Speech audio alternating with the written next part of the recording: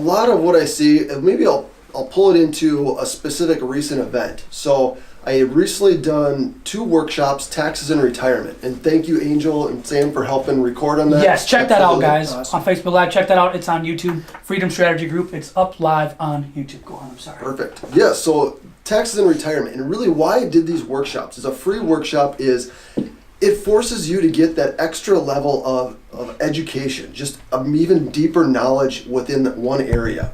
So with doing that and presenting it to a group of probably close to 50 people with these 2 sessions, I pulled out more questions. I started seeing what were people identifying, what were some of the challenges that were happening. And you really find out that everything is changing.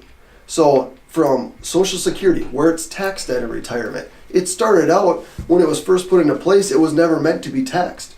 Now we had a portion pulled in the 80s that up to 50% of it was taxed. Then in the 90s we pulled in another portion up to 80% was taxed. So there's things that were put in place that are always changing that were never meant to be. And if we're not forward thinking and planning ahead of what's going to happen when we get there, because what we're seeing is we went through a massive tax law change right now, bigger than what we've seen in a long time. But really all along the way, it's not necessarily just a big one and done. It's things are phased in and out. Deductions are in and out. And it's playing that game along the way of analyzing where can you be more efficient in what you're doing in retirement. Are there opportunities that you're missing between, say, this niche group was late 50s to mid to late 60s? What are you doing up until the 70s when you have required minimum distributions?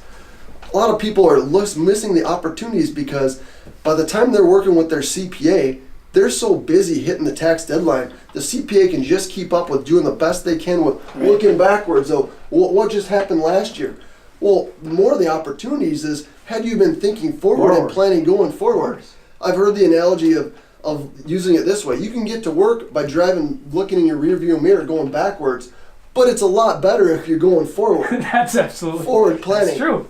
So that is the big thing that I've seen is things are changing, and as we build up our education around it, that's the most important thing. Like Dan said, you don't just flip the switch off when you hit retirement. Right. You have to keep your knowledge growing, and if you want to do it on a limited basis, at least surround yourself with the professionals that are taking that time, their energy to be fully immersed in the education and growing.